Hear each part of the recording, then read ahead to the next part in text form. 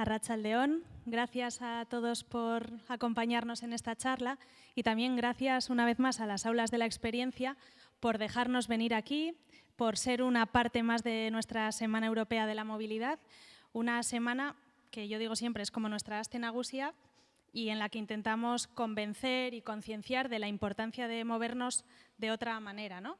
de construir esa ciudad pues, más humana, más pensada en las personas. Y hoy hemos querido abordar la movilidad desde otro prisma que para nosotros es fundamental, como es la salud. ¿Qué relación hay entre la salud y la movilidad, el ejercicio físico y la salud, ¿no? Y en ese sentido, pues me acompañan hoy aquí tres personas expertas y esto lo quiero resaltar porque me parece interesante. Muchas veces cuando hablamos de movilidad o de sostenibilidad, bueno, pues se producen un poco opiniones un poco pues, contrapuestas o hay una cierta polarización, ¿no? Y nos parecía importante tener hoy aquí a la universidad, a una doctora y a una directora de salud que desde el Ayuntamiento de Bilbao nos ayuda a poner en contexto y a trabajar desde todos los prismas para mejorar la salud de las personas, ¿no? Y lo queríamos hacer pues, de una forma rigurosa, con la universidad y con la medicina, que entendemos que son quienes nos tienen que guiar para conseguir ese objetivo que es la salud.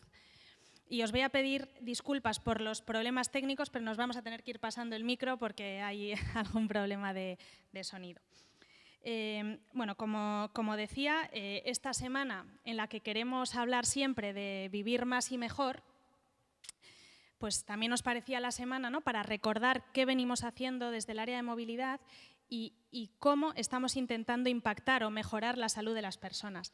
Y una de esas iniciativas ha sido recientemente la aprobación de la zona de bajas emisiones, como sabéis, que entró en funcionamiento hace un año y con la que, bueno, es verdad, teníamos que implementarla para cumplir una ley, pero en el Ayuntamiento de Bilbao teníamos claro que era una forma también de transformar la ciudad, mejorar la salud y en ese sentido somos convencidos, Ignacio está aquí el director, somos convencidos de que esta medida es positiva, ¿no?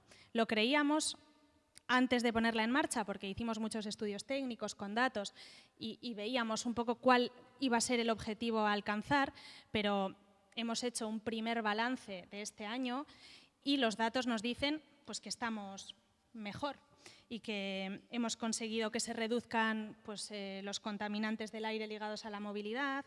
Hemos conseguido también otro efecto importante, que es que haya menos coches en la ciudad, 3.000 coches menos al día de media en la ciudad, y también que el parque automovilístico de la ciudad se vaya renovando para ser menos contaminante, ¿no? Tenemos menos coches sin etiqueta, se ha reducido en un 50%. Los coches con etiqueta B también se han reducido a la mitad y han aumentado los coches menos contaminantes. Por lo tanto, en ese sentido vamos por el buen camino y también porque hemos conseguido un efecto colateral que a mí me gusta mucho, que es que los usuarios del transporte público son cada vez más. Hemos conseguido cifras récord en Bilbo Bus, cifras que no alcanzábamos desde hace 17 años. Por lo tanto, pues es una consecuencia muy positiva también de la implementación de esta medida.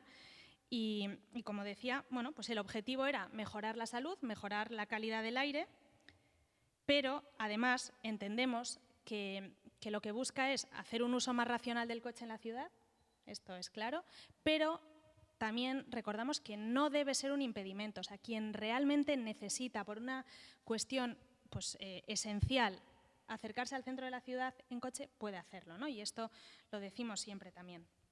Pero como decía, pues vamos cumpliendo la tendencia, ese camino que nos habíamos marcado, pero es verdad que la zona de bajas emisiones no es la única medida, es una de otras muchas que estamos implementando, ¿no? Como pueden ser las peatonalizaciones, tener bicicletas con un servicio público de bicicletas, tenemos una ciudad pues, cada vez más amable, autobuses menos contaminantes, eléctricos, ¿no? Y en este sentido, pues bueno, vamos implementando todas esas cuestiones que nos dice la ley de cambio climático que necesitamos hacer para transformar las ciudades. Pero es verdad que muchas veces, y esto hoy me vais a ayudar a que lo bajemos un poco a tierra, hablamos pues, de cosas que son buenas, ¿no? Pues hay que mejorar la salud, que hay que usar la bici porque es buena, y digo, bueno, pues a veces hacen falta datos y necesitamos cuantificar cuánto de buenas son las cosas, ¿no? Entonces, recientemente hicimos un estudio para saber cuánto nos aportaba a la ciudad tener un servicio de préstamo de bicicletas, ¿no? Cuánto invertimos, porque nunca hablamos de gasto, sino es una inversión, y cuánto nos aporta ese servicio público, ¿no? Y ese estudio que hizo la universidad nos decía, de cada euro que invertimos, retornamos 1,14 € en salud física y en salud emocional, ¿no? Y en este sentido, Jon, creo que nos vas a poder aclarar y ayudar un poquito más, ¿no? Jon Irazusta es catedrático de Fisiología de la UPV y bueno, pues ha trabajado mucho el tema del impacto del ejercicio físico en la salud de las personas y además de distintas edades, de distintos colectivos, ¿no? Entonces, en este sentido, cuando hablamos de la inversión en, bueno, pues en movernos de forma más activa, ¿no? La importancia que puede tener el ejercicio físico en la salud de las personas, a veces pues, puede parecer un concepto abstracto, como decía, pero ¿tú podrías cuantificarnos, decir exactamente qué impacto tiene la salud, o sea, la actividad física, el ejercicio físico en la salud de las personas? ¿Cómo impacta? Bueno, Arratsaldeon, buenas tardes. En primer lugar, pues, agradecer a la organización por permitirme estar aquí. Y respondiendo a lo que dices, Nora, si me permites, me voy a centrar en la actividad física relacionada en los desplazamientos. En primer lugar, sí que comentaré que es de casi todo el mundo conocido pues que el ejercicio físico tiene beneficios en la condición física, en el control de diversas enfermedades como la diabetes, en la prevención de otras como las enfermedades cardiovasculares, el cáncer, la enfermedad de Alzheimer, tiene beneficios en la salud mental, reducción de estrés, ansiedad, depresión, mejora de estado de ánimo. Todo esto es conocido. Pero lo que igual no es tan conocido, esto lo asociamos a ir al gimnasio, ir a correr, ir a hacer una ruta en bici, pero igualmente se puede asociar al desplazamiento activo. Y de hecho, la Organización Mundial de la Salud ha dado unas recomendaciones que, en mi opinión, se pueden hacer relativamente fácil, sin tener que ir a un gimnasio, sin tener que hacer una ruta espectacular, y simplemente desplazándose de manera activa. ¿Cuáles son estas recomendaciones? Pues hacer a la semana entre 150 minutos y 300 minutos de ejercicio físico moderado. Hay otras recomendaciones, pero no voy a entrar en ellas, voy a entrar en ejercicio físico moderado porque es el que más similar puede ser al desplazamiento. ¿Qué quiere decir esto entre 150 y 300 minutos? Pues que son entre 20 y 40 minutos al día de ejercicio físico moderado. ¿Qué es ejercicio físico moderado? Me vais a permitir, lo hago en clase y lo voy a hacer aquí. Ya que estamos pocos, es pues, ir a una marcha como si fuera así. No hace falta que sea así, ¿eh? Sino la marcha que he hecho antes, eso es ejercicio físico moderado. Con lo cual, podemos hacer en los desplazamientos normales, intentar ir a marcha de intensidad moderada. En lugar de ir muy despacio y ir pues eso, mirando una cosa a otra, que también está bien, pero por lo menos hacer 20 minutos al día de ejercicio físico moderado. Y eso, lo que he comentado, es andar de esa manera o ir en bici a ritmo regular. Lo podemos hacer también patinando, lo podemos hacer, una persona con discapacidad puede hacerlo en una silla de ruedas autopropulsada. Es decir, existen distintas alternativas y son posibles, porque sacar 20 minutos en nuestros desplazamientos de ejercicio físico moderado es fácil. Y además la OMS dice otra cosa, que no hace falta que sean todos seguidos, sino que pueden ser, por ejemplo, 2 de 10 minutos o 4 de 5, o si vamos hacia 40, 4 de 10. Entonces, creo que son rutinas que se pueden incorporar fácilmente y que mejorarían mucho nuestra salud. Gracias, Jon. Pues en esa misma línea, quizá luego Ana nos pueda ampliar un poco más, ¿no? Desde iniciativas que desde el área de salud pues, se impulsan para que la gente camine más. Hablamos de personas mayores y también desde el ámbito de la movilidad nosotros trabajamos mucho con los niños y niñas en los caminos escolares, ¿no? Porque entendemos que desde niños tienen que entender también que ir al cole andando pues es beneficioso, es ejercicio físico, es hacer barrio también, ¿no? Si lo vemos desde esa perspectiva. Pero podemos llevar a cabo muchas acciones cotidianas y fomentar ese ejercicio físico, ¿no? O sea, no hace falta ir a un gimnasio. ¿Y hay algún pequeño gesto más que podamos hacer en nuestro día a día que nos permita compaginarlo con nuestras actividades? O nosotros siempre, por ejemplo, decimos en los ascensores que tenemos desplegados en la ciudad, hicimos una iniciativa que en un cartel recuerda que este ascensor puedes subir a no sé qué barrio, pero tienes estas escaleras, ¿no?, con las que quemarías no sé cuántas calorías y podrías mejorar tu salud, ¿no? O sea, ¿qué pequeños gestos en el día a día podemos ir incorporando además de esos pasos para mejorar la salud? Esto diría, como algunas veces se dice, me alegro que me haga usted esa pregunta. De hecho, el tema de quemar calorías no me gusta mucho porque no es lo básico del ejercicio físico. Lo básico del ejercicio físico es sentirnos mejor, tener una mejor condición física y tener una mejor salud. Si luego se queman calorías o no, pues ya creo que es secundario en la mayor parte de los casos. Respecto a gestos, muchísimos. Y de hecho, acaba de salir, hace 2 años salió un artículo científico en el que describía que una modalidad de actividad física que le llamaban VILPA, que quiere decir en castellano ejercicio físico vigoroso de alta intensidad, o sea, ejercicio físico vigoroso en las actividades de la vida diaria. ¿Y qué implica ese tipo de actividad física? Pues, por ejemplo, lo que has comentado, subir unas escaleras, correr un momento porque no pillamos el autobús, jugar un rato con los niños, subir una cuesta. Eso es vigoroso. Y se le llama vigoroso en la vida diaria. Y se pueden incluir muchas de esas actividades en la vida diaria que suelen salir mucho más si nos desplazamos de manera activa, porque a veces igual perdemos el autobús, tenemos que pasar corriendo un semáforo. O sea, estos movimientos, sumados todos ellos, se ha visto que obtienen beneficios muy similares a los que se obtienen ejercitándose de manera normal, tanto en la prevención de enfermedades cardiovasculares como en la prevención del cáncer, que no es tanta como la de cardiovasculares, pero sí que podemos hacer esos pequeños gestos. Una cosa que me extraña es que en el metro, y creo que lo hace la gente por educación, todo el mundo sube parado. Todo el mundo se pone en la derecha y quieto. Yo habitualmente voy por la izquierda y digo, ¿seré un mal educado? Entonces, ahí creo que lo que has comentado, ¿no? Pequeños detalles, igual se pueden subir las escaleras del metro educadamente, viendo a ver si viene alguien o no, se pueden subir andando, o las cintas que tenemos aquí al lado en Unamuno.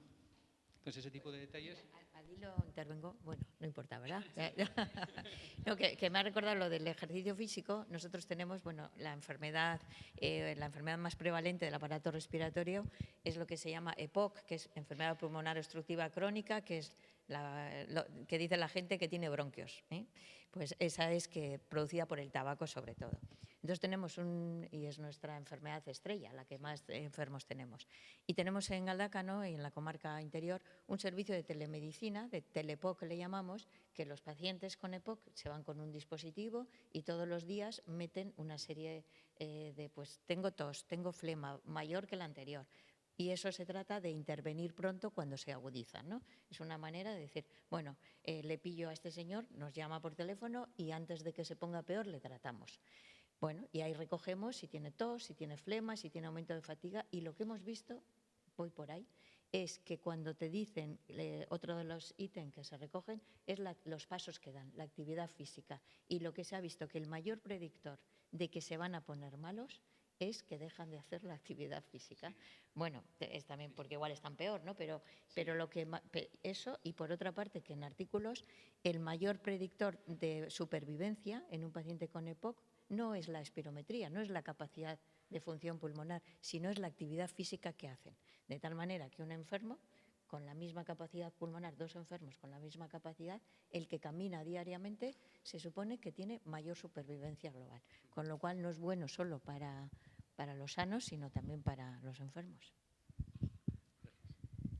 Bueno, pues creo que ha quedado clara la necesidad de yo creo que sí, ¿no? La necesidad de actividad física para mejorar la salud. Ana, como decías, la directora de Salud y Consumo del Ayuntamiento, no sé si nos puedes contar qué iniciativas impulsáis para prevenir enfermedades y para mejorar la salud de los vecinos y vecinas de Bilbao. Pues sí, efectivamente, bueno, agradeceros esta invitación pues precisamente para dar a conocer los programas que tenemos para fomentar la actividad física entre las personas y no solo entre las personas mayores, que ya llevamos muchos años de trayectoria con talleres específicos. En los últimos años hemos implementado una serie de actividades dirigidas a la población en general y agradezco estos foros precisamente para dar a conocer, ¿no? Que no solamente queda circunscrito a determinado grupo de edad. Y digo esto porque tenemos una red de caminantes que, aprovechando pues todos los circuitos que hay en el entorno de Bilbao, hay unos con mayor o menor dificultad, pongamos a lo mejor suben Archanda o hacen el Paseo de los Caños o el Paseo de la Ría, hay unos folletos editados donde se ve la duración de ese trayecto, el nivel de intensidad que tiene y se convocan durante todos los días a lo largo de la semana, de lunes a viernes. ¿Qué tiene de bueno? Que puedes acudir sin necesidad de apuntarte en ningún sitio, es voluntario. Tú vas a estar acompañado en todo momento por personas que te dan unas pautas iniciales para calentamiento y de alguna manera marcan la marcha. Evidentemente no todo el mundo puede seguir el mismo nivel, pero se va adaptando porque suelen ir acompañados de 2 personas, una que va con personas ya que tienen cierto ritmo, como tú marcabas, y otros que, bueno, pues tienen unos ritmos más. Pero ahí acudes y sorprende porque hay personas relativamente jóvenes que tienen disponibilidad para hacerlo. Es una forma de hacer esa actividad física, de obligarte de alguna manera y encima, bueno, en un entorno como es un Bilbao que está tan transformado y que invita a la ciudadanía, pues y yo he ido haciendo algunos de los caminos y me ha sorprendido porque había zonas de Bilbao que yo no conocía, muy agradables. Por otro lado, hemos empezado a intentar que la gente joven se enganche en nuestros programas de actividad física, no apuntándose a un gimnasio, a una actividad que pueda ser gratuita. Y para ello hemos empezado a trabajar en los propios parques biosaludables, que también tenemos un programa específico, se han ido instalando máquinas de calistenia. La calistenia, claro, tú vas a lo mejor a la peña y te encuentras un mazas haciendo calistenia y dices, no, y esto no es para mí. Cualquier persona, todos los que estamos hoy aquí, cualquiera de nosotros podemos practicar calistenia. ¿Por qué? Porque se dan unas pautas, se hacen al principio de curso clases magistrales, en el sentido de decir, utilizo mi propio cuerpo y la fuerza de mi cuerpo, pero claro, adaptado a mis características del momento, mi estado físico.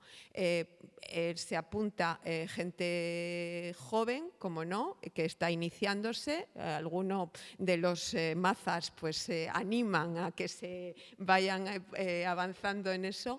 Pero, por otro lado, cada vez estamos incorporando a gente que no tiene tan buena forma física y lo que este año como novedad, y empieza el programa ahora en el mes de octubre, que es aprovechando los parques biosaludables donde ya la gente, como llaman coloquialmente el Yayo Park, es que el otro día me lo contaron, el Yayo Park, pues paralelamente al Yayo Park aprovechamos que hay muchos de ellos que tienen al lado un aparataje para hacer la calistenia y ahí vamos a animar a gente que no es tan joven para que practique también pues ya de fuerza y con intensidad. Gracias, Ana. Sí. Una cosa. Un tema que yo no he comentado, pero Ana, has comentado de la calistenia. Yo no he hablado del ejercicio de fuerza porque habitualmente no va asociado al desplazamiento, pero junto a montar en bici y demás, también es importante realizar fuerza para tener un músculo sano, que es otra cosa que les pasa a veces a las personas con EPOC, que no tienen el músculo sano, porque dejan de hacer actividad física y el músculo también se les atrofia. Entonces, pues eso también creo que no nos tenemos que olvidar. Gracias, Jon. Isabel Urrutia, que no te presentaba antes, es doctora especialista en neumología y es coordinadora de la Sociedad Española de Neumología y Cirugía Torácica, de la SEPAR. bueno, yo lo decía en mi intervención, creo que cuando hablamos de movilidad, de salud, pues tendemos a polarizar, ¿no? Y a, bueno, pues a tener posiciones pues bastante contrapuestas, ¿no? Pero nosotros, en cualquier caso, no ponemos nunca en duda la relación que hay entre hábitos saludables, entre movilidad activa y la salud, ¿no? Y tampoco negamos que hay una consecuencia directa precisamente al contrario. O sea, si hay contaminación, pues hay un efecto negativo en la salud. ¿Cuáles dirías tú que son los efectos directos de la contaminación en la salud de las personas?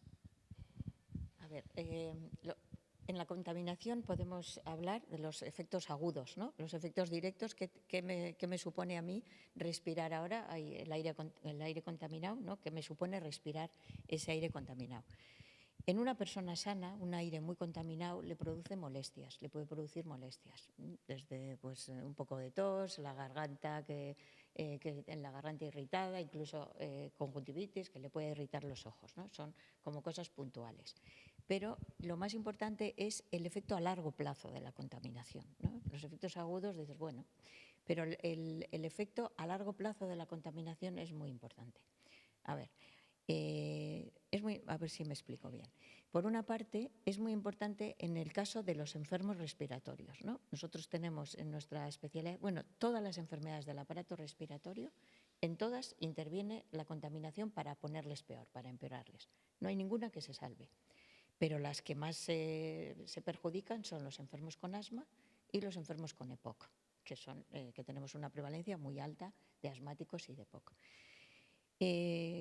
Los efectos agudos en un paciente respiratorio suponen que un asmático o una persona con EPOC se pone peor esos días, pero se pone tan mal que aparte de usar la medicación de rescate, tienen que ir al hospital. Eso es claro, ahí no hay ninguna duda. Nadie te puede decir que la contaminación no afecte, porque además hemos hecho estudios, incluso estudios nuestros en Galdácano, en el que medíamos por la red de calidad del aire de la comarca nuestra, que abarca mucho, porque nuestra comarca está ahí desde pueblos como Aulestia o Basauri, o sea, las diferencias, y entonces pues hemos medido quiénes van a urgencias los días de mucha contaminación. El día 0 y hasta el día 3, porque el efecto de la contaminación, tú respiras el día 0, pero puedes ir el segundo o el tercer día a urgencias porque estás malo. Entonces, bueno, pues y se ha visto claramente que hay más ingresos y más intervenciones, van más al médico de atención primaria, todo. Bueno, eso por una parte, esos serían los efectos agudos de un enfermo respiratorio. Bueno, además te lo dice. Antes de tantos estudios, yo llevo varios años en Galdácano y te decían, está la papelera, el paciente, estos días que la papelera ha soltado mucho humo, o sea, te lo cuentan, ellos te cuentan, te dicen, es que hay una contaminación porque lo notan aquí, ¿vale? Eso por una parte, serían los efectos agudos en las personas enfermas del aparato respiratorio. Y otra cosa son los efectos a largo plazo. ¿A largo plazo qué quiere decir con esto? Pues quiero decir que una persona que esté expuesta durante un tiempo a los efectos de la contaminación va a desarrollar unas enfermedades que no iba a desarrollar si no estaba expuesto a esa contaminación, ¿no? Una de ellas es el asma. El asma ya se ha visto y hay ya bibliografía y documentación suficiente como para decir que es un factor de riesgo desencadenante para tener asma, ¿vale? Y luego, bueno, quítame el micrófono que si no estoy aquí toda la tarde. Y luego otra cosa, en las que se me ha olvidado, en las personas sanas, las embarazadas, no hay que olvidar, las mujeres embarazadas que están expuestas a lo largo de su embarazo a contaminantes, pues se ve que al nacimiento hay mayor mortalidad infantil y sobre todo que esos niños que han sufrido la contaminación cuando eran feto tienen mayor factor de riesgo para desarrollar asma. Y ya a los 6 años tienen una capacidad pulmonar más baja que el niño que ha vivido en Aulestia. Y su madre ha estado en Aulestia, con lo cual tiene más riesgo de ser un enfermo respiratorio crónico, ¿no?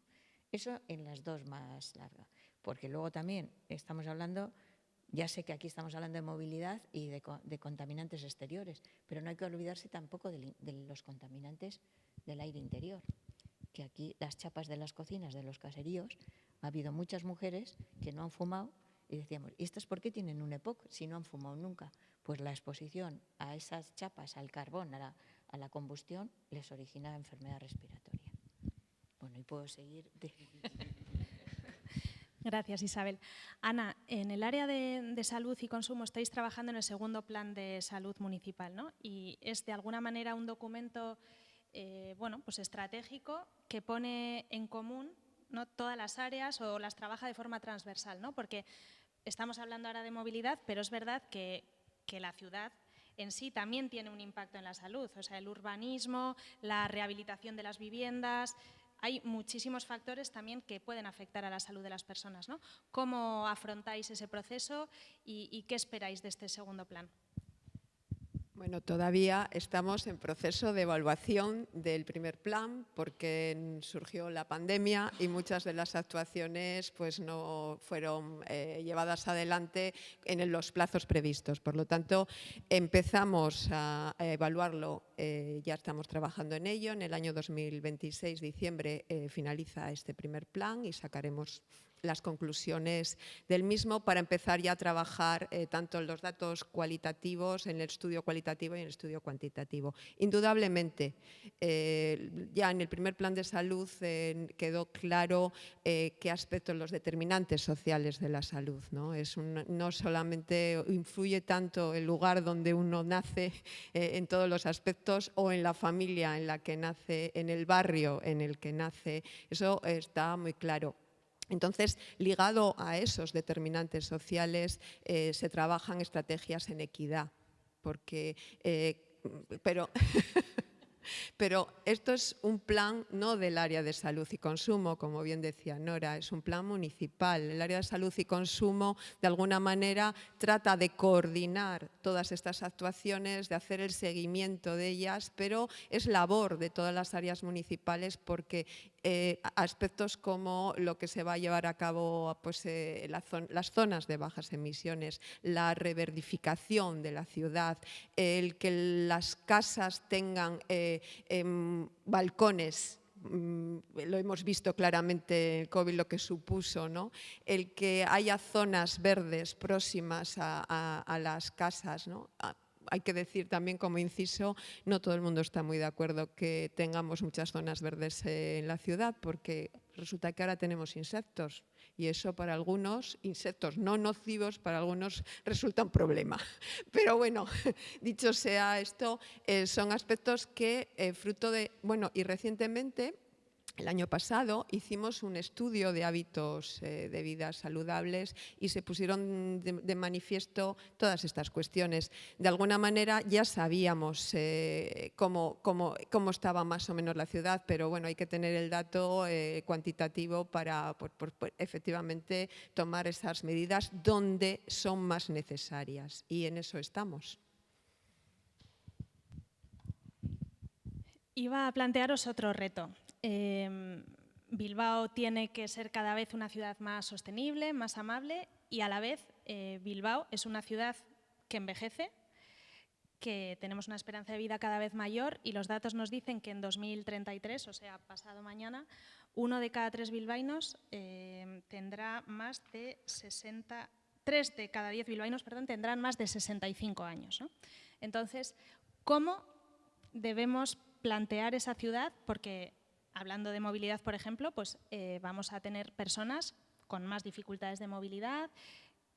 ¿Cómo planteamos una ciudad más saludable a la vez que se vuelve pues, más vieja?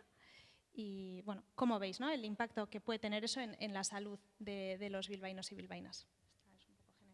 Esta es un poco general. Hombre, sí, a ver, es que yo de diseño de ciudades cero, quiero decir, quiero decir de salud, las ciudades tienen que ser, según te haces más mayor, tienen que ser más amables, ¿no?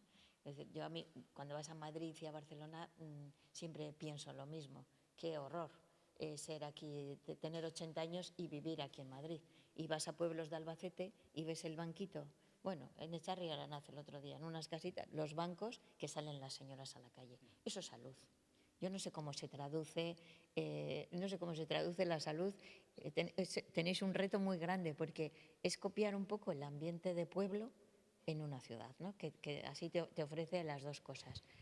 Hombre, yo creo que está cambiando mucho Bilbao en salud, ¿no? Bueno, fijaros, una cosa.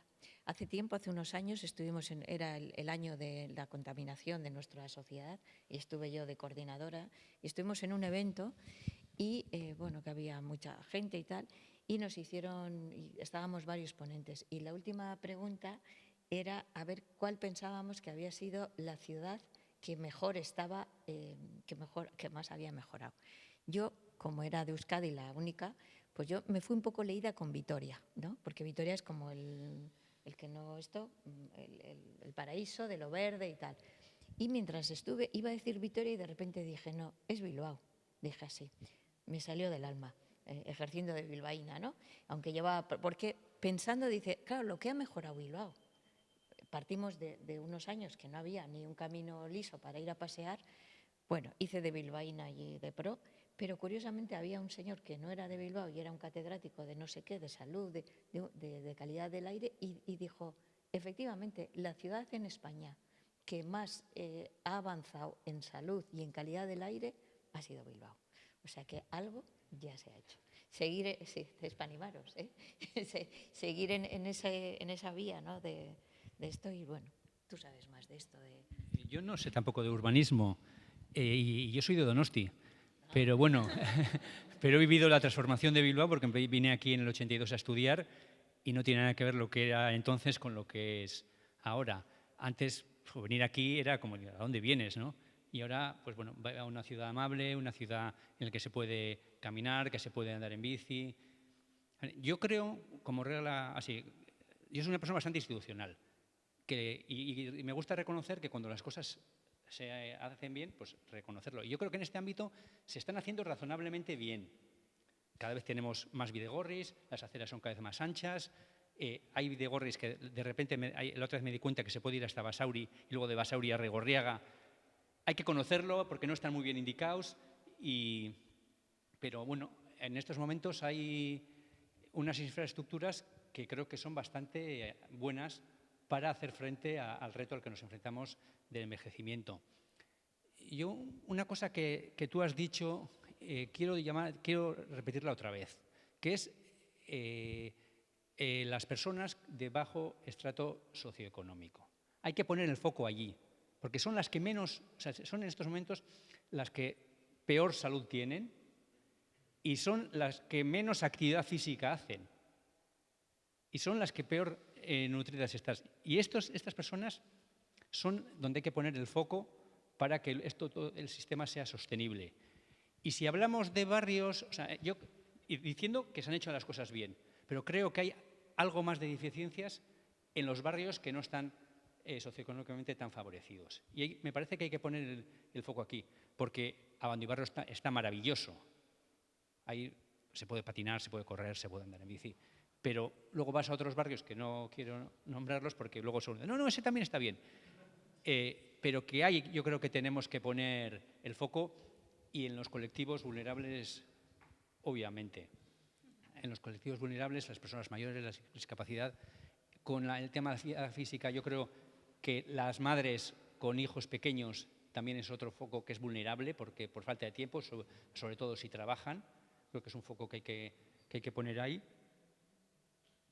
Y otra cosa un poco, pues, y todo esto lo digo de manera de aportar, porque reconozco que las cosas se han hecho bien, somos ya muy similares a ciudades europeas, incluso en algunas cosas mejores. Es el tema de, claro, aquí tenemos un entramado institucional que es terrible, que me imagino que os dedicáis a la política o a la gestión municipal, pues os lo conocéis. Creo que hay que mejorar la interacción entre municipios, la interacción entre territorios históricos, para de esa manera poder hacer infraestructuras todavía mucho más ambiciosas. Se van haciendo cosas, ¿no? Pero, por ejemplo, pues de Bilbao a Baracaldo, pues hay un tramo que todavía está muy bien, de Bilbao a Las Arenas, que dentro de poco vamos a poder. Entonces, yo creo que hay un poco es donde hay que poner foco. Colectivos vulnerables, especialmente social y económicamente vulnerables, y segundo, la interacción entre municipios, diputaciones y demás. Bueno, sí, el reto es indudable, grande, porque lo vemos todos los días, pues la población en términos generales está muy envejecida. En ese sentido, es muy importante trabajos, como tú bien decías, cuando tienes a las personas de alguna manera controladas, y es el que las personas mayores bueno, pues tengan unas pautas, sobre todo personas vulnerables, de autocuidados, de manera que no se salgan del radar del sistema, en el que todo el momento, pues cuando hay un cierto peligro de que puedan pues empeorar su situación física, pues tengamos las suficientes herramientas para ser capaces de detectarlo a tiempo. Y un poco ponías el ejemplo de sistemas que hay ahora para la telemedicina, o bueno, pues, y en ese sentido también es muy importante el fomento de las asociaciones, porque muchas veces son las redes del entorno las que en los pueblos es más sencillo, se dan cuenta de que falta no sé quién que hoy no ha salido al parque. Aquí en una ciudad somos cada vez más individualistas, son edificios donde ya no conoces a tu vecindario. Entonces es muy importante que estén, bueno, pues de alguna manera se sientan parte de un colectivo, y que ese colectivo también pues se pueda apoyar entre ellos. Bueno, yo creo que lo habéis hilado muy bien, porque partimos casi de la persona individual, ¿no?, que está controlada, cómo ese trabajo de barrio, de caminar cada día en un grupo de personas con las que socializamos y nos movemos, a esas políticas, ¿no?, que deben exceder también a las del ayuntamiento. Y comparto contigo, tenemos muchos retos en la movilidad metropolitana. Bilbao no se entiende sin las personas que vienen y van, y a la hora de movernos en la ciudad tenemos que trabajar muchísimo en eso. Es verdad que no es fácil, yo creo que quizás es la colaboración más complicada, pero es verdad que tenemos que trabajar con la Diputación pues para extender el servicio de Bizkaibizi, ¿no?, y que pueda ser una cosa común, que tengamos redes de bidegorri para ir de un municipio a otro, pero tenemos que empezar eso desde lo pequeñito hacia lo macro, y yo creo que todo esto nos puede ayudar en esa prevención y en esa mejora de la salud, ¿no? No sé, yo creo que estamos en el buen camino, es verdad que se han hecho muchas cosas, pero que tenemos retos importantes por delante. Y os quería preguntar con respecto a la reflexión que hacía al principio, ¿no? Si tantas cosas están claras, si tenemos datos, si tenemos estudios, tú mismo, John, también has hecho estudios sobre aging on, ¿no?, sobre envejecimiento, cómo afecta a la salud. Si tenemos todas esas cosas con datos que las avalan, ¿por qué creéis que cuando hablamos de políticas de movilidad sostenible o de hábitos saludables hay negacionismo, hay contestación? ¿Por qué creéis que se da esto? Es fácil la respuesta, porque no lo decimos, no lo contamos. Somos los principales, además, los principales responsables somos los sanitarios, no tengo ninguna duda. Es decir, si la gente supiera, ¿no?, si tuviéramos, un ejemplo es el tabaco. El tabaco durante mucho tiempo, bueno, quedaba hasta chic fumar, quedaba mono, ¿no? O sea, la gente fumaba. Yo estaba en el hospital con el médico, el jefe de urgencias de trauma, fumando y apagando el cigarro en el suelo, así, fumando y haciendo así en el suelo. Imagínate ahora sería impensable fumar en un hospital, bueno, y en una consulta. O sea, nosotros fumábamos en el ambiente hospitalario. Y entonces, gracias a las campañas y a la información que el tabaco, bueno, es que para decir que el tabaco producía cáncer de pulmón se tardó mucho tiempo, hasta que la ciencia tarda mucho en decir que algo es malo. Tú lo puedes suponer, pero tarda. Entonces, cuando ya se avaló que el tabaco producía cáncer de pulmón y enfermedades pulmonares, pues se tarda. Te lo puedes imaginar que va a pasar, pero se tarda. Entonces, pues ya informábamos. Hay estudios que dicen, porque dice dejar de fumar, qué difícil. Bueno, pues hay algunos estudios que dicen que la gente ha dejado un porcentaje alto, ha dejado de fumar porque el médico le ha dicho que deje de fumar. Fijaros lo que puede costar al médico decir, oye, no fumes. O sea, medio segundo. Y yo creo que pasa lo mismo con la contaminación. No estamos diciendo a la gente lo que le puede pasar. Tú, cuando uno que se pone así muy, muy bravo y dice, qué bobada lo de la contaminación, tú dile, su señora que está embarazada, le cuentas, mira, tu hijo que va a nacer con menor capacidad pulmonar puede tener más riesgo de tener enfermedad respiratoria y encima tiene más riesgo de mortalidad. Tu hermano que tiene un poquito así débil puede tener asma. Si eso se informara, pero no informamos nada, no decimos ni a los asmáticos que tengan cuidado con la contaminación. Si no decimos a los enfermos respiratorios, pues a la población general, si no informamos. Y un sitio que fuimos, el año de la contaminación, fuimos a las escuelas de Usánsolo, que yo creo que es una población muy buena para informar. Los chavales de 9 y 10 años, fuimos con vídeos de lo que era el aire. Bueno, lo vivían, o sea, como además, mi madre fuma, le voy a decir que no fume. O sea, quiero decir que lo viven con mucha... Entonces, si transmites desde el principio que la contaminación y explicas qué es lo malo de la contaminación, o sea, que los primeros, la culpa es nuestra, de sanitarios. Bueno, en nuestro caso, en los mayores y en el estudio, son 2 los determinantes que más impiden participar. Y creo que algunas, pues uno sobre todo va a ir cambiando. El primero es que las personas que ahora ya son mayores han trabajado mucho en trabajos físicos. Y con lo cual ya están cansados, ya están vitalmente cansados. Y dice, yo ya he hecho mucho ejercicio físico en mi vida y ahora lo que quiero es descansar. Y parece que ya que el ejercicio físico no va con ellos.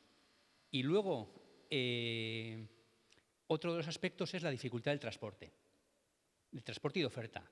La oferta de los gimnasios está dirigida fundamentalmente a personas más jóvenes, con un decorado, una música más de joven, con unas máquinas puestas juntitas y eso no resulta atractivo y además, sobre todo el transporte.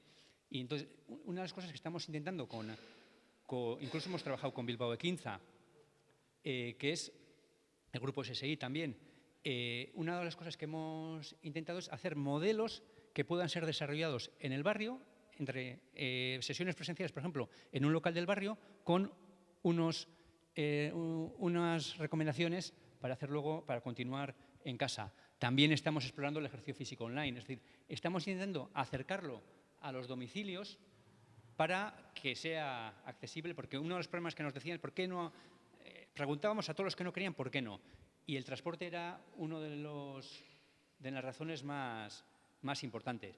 Y creo que, hablando de futuro y de la importancia del ejercicio físico y los colectivos vulnerables, hay que ver todo de una manera holística.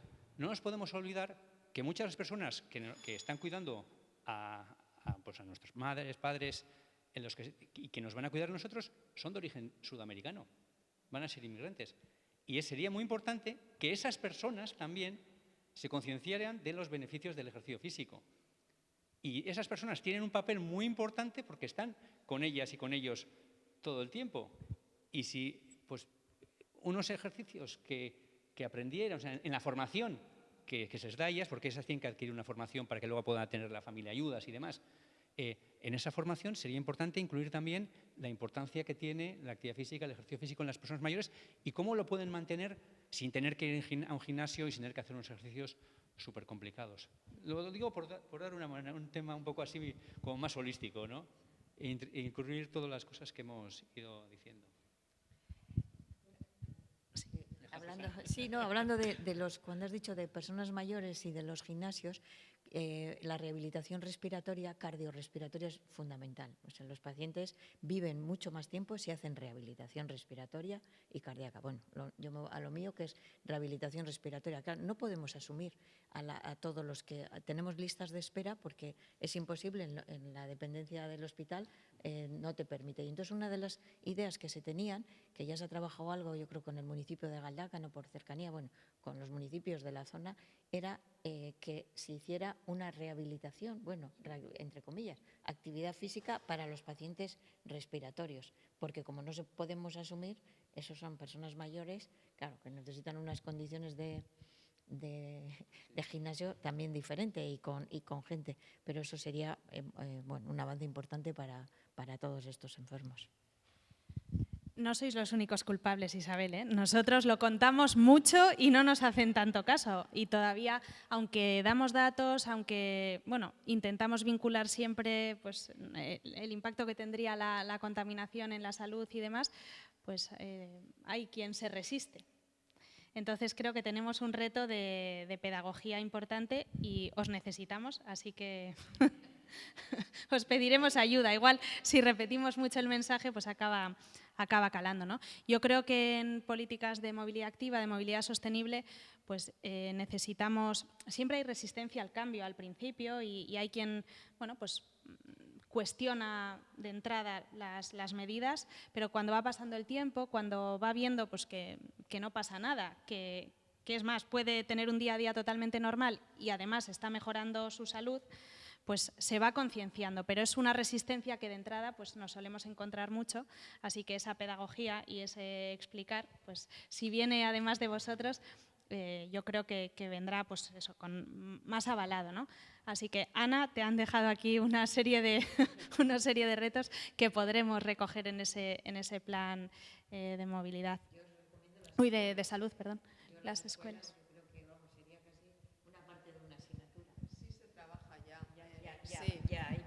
Sí, se trabaja en los centros escolares. De hecho, bueno, hicimos también con Espacios Libres de Humo un proyecto piloto en el barrio de Zorroza. Y quién mejor para decir a un padre o una madre que un hijo decir ¿por qué estás fumando? ¿No? Eso crea pues una conciencia de decir uy, algo no estoy haciendo muy bien, ¿no? Entonces, bueno, en ese sentido tuvo una aceptación muy amplia y que, bueno, pues ahí se recogieron colillas y bueno, era muy impactante. Es curioso, todavía aparte de que colillas en el suelo, que todavía que hay gente que tira la colilla, no solo fuma, sino que tira la colilla al suelo y bueno, pues lo recogían en una especie de peceras y era poderosamente llamativo, ¿no? Hasta qué punto, dices, en entornos supuestamente cercanos a parques infantiles, o sea, y ayudados por los propios niños y niñas del barrio. Pero sí, se va trabajando y es un nicho además muy agradecido. Estoy muy social hoy, no sé por qué, así vuelvo una socialista. No, una cosa que has comentado, colegios que han visto unas compañeras mías de nuestro departamento, han hecho un estudio de niñas y niños entre 12 y 16 años, ver cuánta actividad física hacían, y han visto una brecha muy grande entre las hijas de inmigrantes y el resto. Porque los hijos, parece que por el deporte, fundamentalmente el fútbol, parece que tienen su enlace en la actividad física. Las personas nacidas aquí suelen tener mayor estatus socioeconómico y también, pues también participan en deporte escolar, tanto chicas como chicos, pero las chicas de inmigrantes vienen de otra cultura donde pueden ser incluso pues, más machistas o tiene otro rol la mujer y no se mueven y no lo ven como nada propio y dicen, no, esto no va conmigo. Y o sea, me pareció, no es un trabajo que hemos realizado nosotros directamente, pero son unas compañeras y me pareció muy interesante me ha parecido interesante para decirlo aquí. Pues muchas gracias. Yo igual lo que voy a hacer ahora es abrir a preguntas. Si alguien tiene algo que preguntar o algo que completar. ¿Nadie se anima? Sí. Yo quería haceros una consulta. Cuando hablabais de la falta de pedagogía de sanitarios y demás, de una iniciativa que no sé si fue exclusivamente local en Guecho o si también se ha desarrollado en otros municipios, que eran las recetas deportivas, ¿no? ¿Y qué seguimiento se ha hecho? Si existe esa iniciativa, ¿qué consecuencias o qué resultados habéis identificado? Es que ricasco. Bueno, a ver, esto tiene que ver para mí un poco con las dificultades interinstitucionales que tenemos y lo que he dicho antes, ¿no? Lo voy a explicar. Entonces, en el Gobierno vasco existe una iniciativa llamada Moviment que quiere promover la actividad física de en todos los municipios y hace diferentes actividades. Además, en muchos municipios tienen un servicio de orientación de actividad física que un médico cuando detecta que hay una persona sedentaria que podría beneficiarse de estos servicios le lleva al servicio de orientación de actividad física y esa persona le encamina a los recursos que tiene en ese municipio. Aprovecho para vender nuestro libro. Queremos hacer algo parecido en Leioa con personas que tienen cáncer, que tienen también dificultades para hacer ejercicio físico. Lo que ocurre es que no en todos los municipios, y creo que en Bilbao no no existen en otros municipios. Entonces, están cada vez formando una red, pero luego, bueno, pues tienen que llegar a distintos municipios. Yo entiendo que va a haber municipios que son mucho más complejos que otros y por eso es más difícil que exista esa red, pero creo que la iniciativa es muy buena. Tiene el aval del Gobierno vasco, de muchos municipios de distintos partidos, encabezados por distintos partidos políticos, y me parece que es una iniciativa. Eso no sabía yo. Porque la receta que en el informe pongo hacer ejercicio físico, pero ahí se queda, no fumar y hacer ejercicio físico. Pero el programa yo no conozco los entresijos del programa porque es un programa que sé que hay un acuerdo Osakidecha con Bilbao Kirolak. Entonces, bueno, pues prescriben pues salud en el sentido de animarlos a la práctica del deporte. Nosotros ese programa es más no desde la prescripción por parte de un facultativo, porque los talleres que nosotros hacemos es dirigido a personas mayores de una media de 84 años, entendiendo que es nuestro público, pero existe otro público que es referido a través de Osakidecha y eso lo maneja Bilbao Kirolak.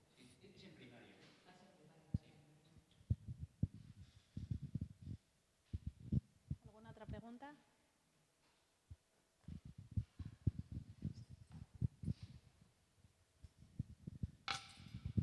Bueno, les quería preguntar lo siguiente. Yo me he dedicado toda la vida al deporte, estudié en la Escuela de Ingenieros Industriales de Bilbao, soy ingeniero superior, también he hecho los cursos de doctorado en fisiología, en microbiología y en biología celular en la Universidad del País Vasco, en Lejona. He creado un proyecto para personas mayores de 50 años en las que lo que se pretende es coordinar actividad física 1 hora a la semana solamente, pero es siempre con la intención de que hagan luego en casa, por ejemplo, andar, subir escaleras, en fin, y los ejercicios que se manden presencialmente. Y otra hora dedicada al tema alimentación. Es fundamental el tema alimentación. Sin alimentación, bueno, es necesario el indicar de qué forma el cuerpo va a utilizar esa alimentación. Eso lo dice el deporte. El deporte no, el ejercicio físico. Todo esto tiene la idea de que en los clubs que yo he dirigido, bueno, una asociación europea, ahora después de la pandemia han quedado pocos, no se pierdan a las personas porque cada vez son mayores los que mis alumnos, he tenido muchos de la universidad, de hecho también dirijo el ajedrez en la universidad. Soy el organizador del maratón de ajedrez de la UPV, que de 6 personas ha llegado a tener 1.400 el año de la pandemia. Bueno, entonces lo que yo pretendo con esto es que aquellos clubs que van teniendo personas mayores puedan seguir los cursos y puedan hacer cursos y los padres y familiares superiores se les trate como socios para de esta manera no perder alumnos, que con eso se hunden los clubs. Si se va perdiendo alumnos, se hunden. Entonces, lo que yo quería saber es si hay alguna posibilidad de que el ayuntamiento o la institución que fuera pudiera colaborar en este tema. Es único, no hay, que yo sepa, no he conocido otro, porque además vendría también con ciertas terapias en el sentido de que, bueno, yo conozco la cámara hiperbárica, conozco un aparato de microcirculación que a personas que tengan deficiencias, porque al final todo se traduce al final en una mala circulación sanguínea y que no llegan los nutrientes a donde deben llegar. Claro, si hay una buena alimentación, si además hay ejercicio físico para promover esa circulación, ya que el corazón no lo hace todo, entonces podríamos tener un gran éxito. Pero yo lo que pido es la ayuda de las instituciones para promover esto. No hay nada en el deporte que yo conozca y sí, he trabajado mucho en ello. Bueno, llevo toda la vida, yo tengo 76 años y llevo toda la vida trabajando en esto. Es más, cuando estudiábamos nosotros nos iban a buscar a la Escuela de Ingenieros para darnos trabajo. A mí me ofrecieron trabajo y no lo quise porque me gustaba lo que estaba haciendo.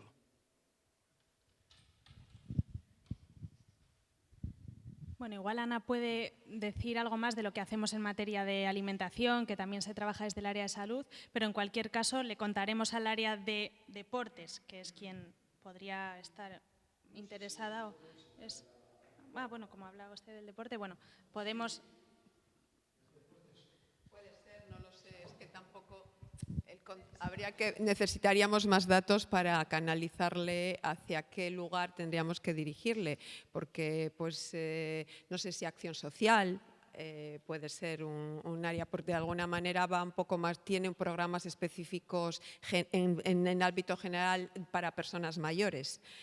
Nosotros nos centramos más exclusivamente en hábitos de vida saludables. Pero quizás Acción Social tiene una visión mayor y ahí es donde están las asociaciones de personas mayores y bueno, Ciudad es amigable con las personas mayores, Bilbao. Sí.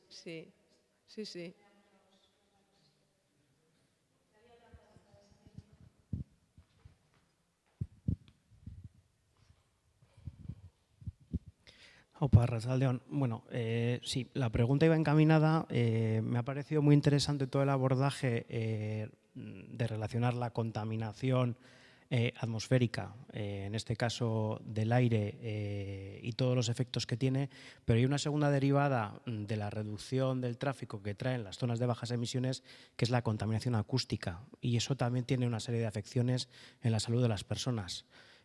Hablo de memoria, pero creo que la Agencia Europea del Medio Ambiente decía que en el año pasado en Europa hasta 66.000 personas habían fallecido derivadas de patologías que a su vez se habían generado a través de la contaminación acústica. No sé si podíais abordar un poco eso, porque también me parece que es la otra pata de la contaminación. Y luego, me ha parecido muy interesante, además yo estoy muy de acuerdo, con toda la necesidad de vincular esto sobre todo con las personas de bajo estrato social. Soy de los que piensa que la transición ecosocial o es justa o no es transición. Entonces, todas esas variables tienen que estar sobre la mesa. Y luego, en tercer lugar, con todo lo relativo a la receta deportiva, yo soy uno de esos grandes pesados que está todo el día con la receta deportiva para arriba y para abajo. Creo que en Bilbao existe el servicio, es un servicio de orientación, como bien se ha dicho, dentro de Bilbao Kirolak, pero sí que es cierto que yo lo que detecto es que hay una falta de información entre los facultativos de la OSI Bilbao y el programa. Creo que ahí está un poco la falta de éxito y de que no lo conozcamos tanto en la calle, que realmente habría que mejorar esos canales de información para que todas las personas de la atención primaria supieran que existe ese programa y a su vez pues, bueno, que el ayuntamiento pusiera más recursos para responder a más demanda, ¿no? que es lo que generaría.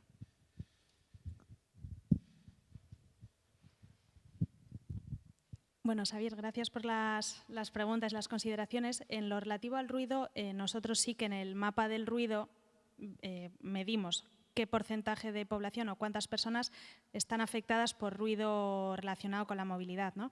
Y los datos que más nos llamaron la atención fue con la implementación del 30. Cómo hemos pasado de 164.000 a 30 y pico mil personas que reciben ruido excesivo por la movilidad, ¿no? Entonces, todas las políticas de calmado del tráfico, de uso más racional del coche, también nos ayudan a mejorar ese aspecto, que también tiene un impacto clarísimo en la salud. Ahora sí puedes profundizar más, Isabel, pero sí que es otro, no lo había mencionado aquí porque nos hemos centrado más en la contaminación atmosférica, pero es verdad que el ruido tiene un impacto fundamental y es otra de las líneas de trabajo. A ver, yo es porque, como he coincidido en varias charlas con el doctor Julio Díez, que trabaja en Madrid, en la Complutense. Este es un epidemiólogo que ha estudiado muchísimo, y yo de oídas, o sea, de lo que le oigo a él, yo no tengo ni idea, pero vamos, él es un defensor o sea, es un antirruido y tiene una de estudios, muchos, de lo malísimo. Yo no me podía imaginar que la contaminación acústica, pero es que incluso hasta en diabetes, que digo, ¿y dónde está el mecanismo fisiopatológico? Porque puedo pensar cosas que incrementen la diabetes. Un ruido, pues, bueno, te recomiendo que, si no le conoces, que leas, porque ha escrito muchísimo por el ruido y además es un hombre que contagia su entusiasmo y lo hace muy bien, sí, o sea que sí. Ah, estuvo, sí, ¿no?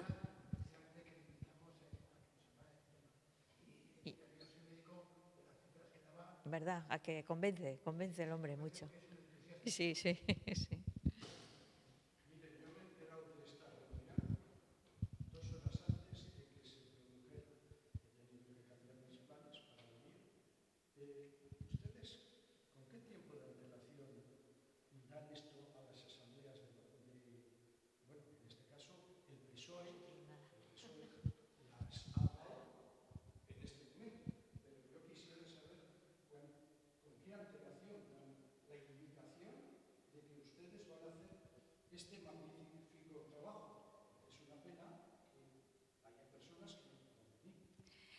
Bueno, toda la programación de la Semana Europea de la Movilidad la hemos presentado hace ya días y ahí hemos dado cuenta de todas las actividades que había a lo largo de la semana.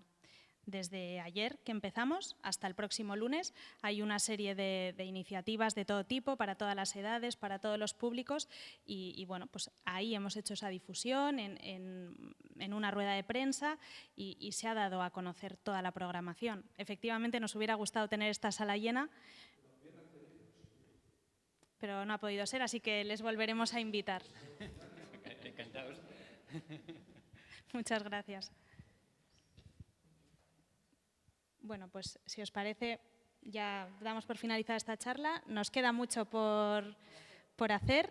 Muchas gracias por compartir ese objetivo, pues, de la mejora de la salud y de la mejora de la ciudad, desde lo pequeño a lo grande, desde esas personas que nos necesitan más, y vamos a volveros a invitar porque nos ayudáis a predicar en ese mensaje, ¿no?, de que tenemos que movernos más y movernos de otra manera. Así que eskerrik asko a los tres y gracias a todos por venir.